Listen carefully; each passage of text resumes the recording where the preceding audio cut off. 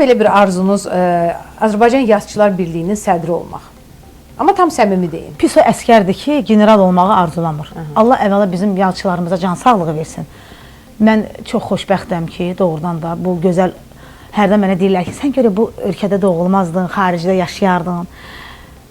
Amma mən çox xoşbəxtəm ki, Azərbaycanlıyam.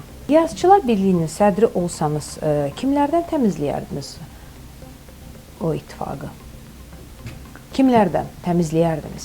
Kimləri orada görmək istəməzdiniz? İttifaqındakı yenə deyərlər, heç kəsi təmizləməyə də ehtiyac yoxdur. Çünki orada hər kəs həm oranın xadimidir, həm də oranın xadiməçisidir.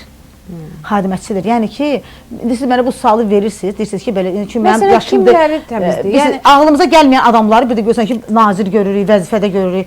Mən nə karıyam ki, mənə kimsə nə desə, mənə kimsə nə iş buyursa, əlbəttə ki, mənim şərəflə o işi necə deyərlər, yerinə yetirərəm. Mən xalqımızın, dövlətimizin əskəriyəm.